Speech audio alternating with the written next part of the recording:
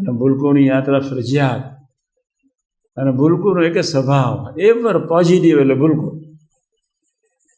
ભૂલકોને કોઈ શિંગડા હોય જ નહીં, એવર પોઝિટિવ. ગમે તે પરિસ્થિતિમાં આનંદમાં એમને ભૂલકો, ગમે તે પરિસ્થિતિમાં બીજા સ્વરને ધૂળ ઉછાળે હસતા જ રહે ભૂલકો, એવર પોઝિટિવ. અખંડ અક્ષરધામમાં જાણે રહેતો હોય એવું પાત્ર આપણે એવર પોઝિટિવ રહેવું છે. કાલે ગુણ ગાવાથી પોઝિટિવ થઈ જવાય, વિશ્વાસથી વચનમાં વિશ્વાસ કરીને મંડીએ પોઝિટિવ થઈ જવાય. ભારત પછી બાપા પહોંચવા ગયા એટલે અમે 10-15 યુવકો ભેગા થઈ ગયા. એ બાપાને કહ્યું કે બાપા અમે હૈયું તપાસીએ ત્યારે એમ લાગે કે આ તો તમે તો આમ કહ્યું આમ. યોગી મહારાજના શબ્દ સાંભળ્યો કે આજે તું ખોટું ના બોલો. મને યુવકોને કેટલું બળ આપવા માટે બોલ્યા, આજ તો હું ખોટું ના બોલો. ના, આજે દિવસ કેવો પ્રાગટ્યનો, સ્વામી શબ્દ કેવો સરસ વાપરે, આજ તો હું ખોટું ના બોલું. સ્વામી કે એટલા મસ્ત થવાય. બહુ અમે બધા એક શૂન્ય મનસ્ક. મારો કહેવાનો મતલબ એટલું છે, 2 વસ્તુ પાકી રાખજો. સુરુચિ જીવનું જીવન છે, સુરુચિ ક્યારેક જવા ન દેતા, અને સ્વાધ્યાય ભજન ક્યારેક કર્યા સિવાય સુતા નહીં. આ 2 વસ્તુ તમારા જીવ ફરજિયાત. 4:30 વાગે જ્યાં સ્વામી ઉઠ્યા, મોડા સુતા, એટલે બધાની છાતી ઉપર રાત ફેરવતા એટલું જ બોલ્યા, આટલામાં ભ્રમભ્રમ થઈ જાય, અમે સંકલ્પ કરીશું.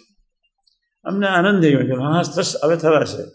એમને સામેથી સંકલ્પ કર્યો છે, બધું બાયપાસ થશે જ. અહીં અનંત પ્રકારની ગંદકી હોય કેમનું અક્ષરરૂપ બનાય? પણ સત્પુરુષની વાણીમાં વિશ્વાસ હોય તો મનાય, બાકી ન મનાય. ભગવાન સ્વામિનારાયણના વચનાત્મા વિશ્વાસ હોય તો મનાય, બાકી ન મનાય. તો આજના શુભ મંગળકારી દિવસે મારા બધાના દર્શન થયા, ખૂબ આનંદ થયો. બધાનો ઉમંગ જોઈને ખૂબ આનંદ. દેશ અને પરદેશમાં બધા આમ જઈ રહ્યા છે. એટલે 2 નિયમ આપી દીધા, હું ભૂલકું જ છું અથવા હું થઈશ જ, હું અક્ષર બ્રહ્મ જ છું અથવા હું થઈશ, એવો એક ધારો વિશ્વાસ, પહેલો નિયમ. અને બીજો નિયમ સ્વાધ્યાય અને ભજન, 2 વસ્તુ બાકી રાખજો. પોતાની જાતને દેહરૂપ માનવું એના જેવો કોઈ પાપ જ નથી. બધા ભૂલકો છીએ, અક્ષરધામના છીએ, હું અક્ષર સ્વરૂપ છું. આ 2 વિચાર 24 કલાકમાં 5-10-20 મિનિટ માટે એક વિચાર સવારના પરમાં પૂજા વખતે લાવો, અને એક વિચાર રાત્રે સૂતી વખતે, સ્વાધ્યાય ભજન રાત્રે સૂતી વખતે રાખો, અને સવારના પરમાં જ્યારે ઠાકોરજી પધરાઈએ સામે પ્રાર્થના કરીને, જય સ્વામિનારાયણ, અક્ષર તું નારાયણનું સ્વરૂપ, હું ભૂલકું જ બનાવજે. તું ભૂલકું થઈને, યોગી મહારાજ ભૂલકું જ થઈ રહેવા ત્યાં, શાસ્ત્રીમાં જ ભૂલકું થઈને કેવો માર ખાધો, ભૂલકું ભૂલકું ભૂલકું. અને આપણે તો અનંતના પટેલ, કેટલી ગરજથી શાસ્ત્રી પાદ યોગી મહારાજ જીવી ગયા. ભયંકર અક્ષર પુરુષોત્તમ સનાતન સંપ્રદાય સ્થાપવા માટે એ બંને પુરુષોની જે ગરજ, બંને ધારણ કરેલી ભયંકર ગરીબાઈ, અને બંને ધારણ કરેલું ભયંકર ગુલામ અવસ્થા, 30-40 વર્ષ તમને હું એક જગ્યાએ લઈ જઈશ, તીર્થોની ધરતી, અમદાવાદની ધરતી, આંબલી પોળ, જ્યાં શાસ્ત્રી મહારાજ 30 વર્ષ રહીને બધા મંદિરોની શરૂઆત કરી. એ મકાન ખાલી 12x30 છે, 12 ફૂટ આમ. પાછળ એમની રૂમ, પછી રસોડું, 2 પાટીઓ બધું મૂકવાનું, આગળ ખુલ્લું ચોક, શેરી, આમલી સ્ટ્રીટ. સોનાની પાલખીમાં ફરે એવા માણસો, સોનાના મહેલમાં રહે એવા માણસો, કેવું કેવું જીવન જીવી જાય. 12 જ, કદાચ 12 બી વધારે કહું છું, આપણે જોઈ આવીએ, દર્શન કરી આવીએ. આંબલીવાળી પોળમાં જ્યાં શાસ્ત્રી મહારાજ 30 વર્ષ કોન્સ્ટન્ટ એન્ડ કન્ટિન્યુઅસ, વચ્ચે પડિયારું, થોડીક જ જગ્યા રહે. બહાર આવે તો 8x10x8 રૂપિયાનું બહારનું ઓટલો ને તરત જ નીચે ઉતરીએ. જય સ્વામિનારાયણ. એક નાનકડા મકાનમાં એ પુરુષો રહ્યા,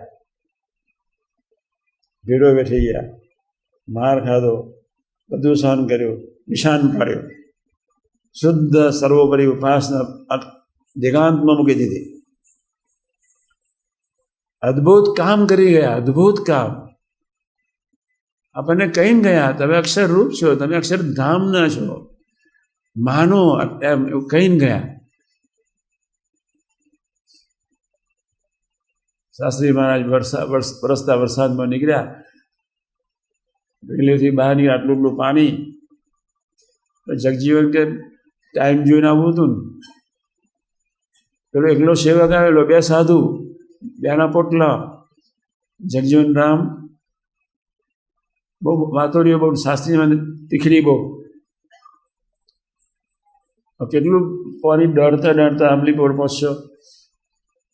ઓટો રિક્ષા તો છે ને.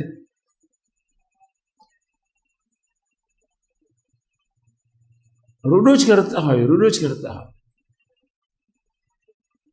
5-10 ફરલાંગ નહીં, 2-4 કિલોમીટર ચાલ્યા ત્યાંથી પેલા નીકળ્યા. શુક્ર વરસાદ પડ્યો, અત્યારે તો બંધ રાખવો હતો, અત્યારે તો બંધ રાખવો હતો.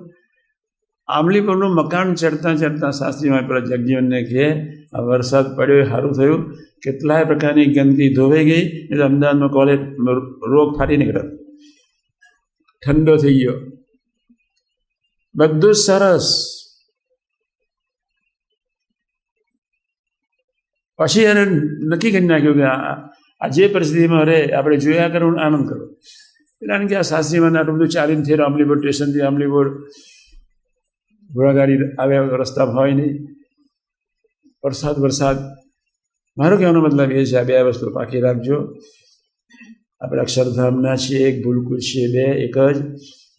રાત્રે કોઈ પણ ભોગે, સવારે નપાસ થઈ આંખ કાન જીભ મન બુદ્ધિ ચિત્ત અહંકારથી તારે જશને જુદા પાડી સ્વાધ્યાય ભજન કરવાનો એક ખરેખર દિલથી સંકલ્પ કરજો. અનિવાર્ય છે. આટલું કરે તો જ આશીર્વાદ છે, બાકી આશીર્વાદ અનંત પ્રકારના મળ્યા કરે તો બી સંસ્કાર પડે, પરિવર્તન ન થાય. ભૂલકોની યાત્રામાં સ્પીડીથી ન થાય. આટલું પાકું રાખજો. બહાર જે ચાલતું ભલે થતું, આપણે સ્થિર રહો. આપણે આપણી સ્થિરતા નહીં ગુમાવવાની. દુનિયાને સત્સંગ કરવો એ કરે, ન કરવો એ ન કરે, આપણે કરવો છે બસ. મકાન છે, સરસ છે, મંદિર છે, હરિધામમાં બધું તૈયાર થઈ ગયું, એ સ્વામિનારાયણ શાંતિથી રહેવા છે. તમારે સૌના મકાનને બધું સરસ છે. આજુબાજુવાળા સત્સંગ કરે કે ન કરે, આપણે કરી લેવા છે. શાસ્ત્રીમાં યોગીમાં આખી જિંદગી શુદ્ધ ઉપાસના થાપતા 2 વસ્તુ શીખવાની ગયા. આજના શુભ મંગળકારી દિવસે મહારાજને સ્વામી, શાસ્ત્રીમાં યોગી મહારાજ, કાકાજી પપ્પાજી, મહાનસાજી, ડૉક્ટર સ્વામીજી સાહેબ ને સ્વામીજી, સૌના શરણાઈમાં એક જ પ્રાર્થના,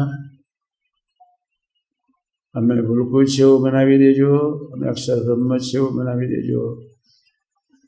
અને અમે સ્વાધ્યાય ભજન કરતાં કરતાં સુતા જ રહીએ, નિષ્ઠા બાકી રાખીને સુતા જ રહીએ. એવું સૌને બળ બુદ્ધિ શક્તિ બાપા આપે, એ જ પ્રાર્થના. સહજાનંદ સ્વામી.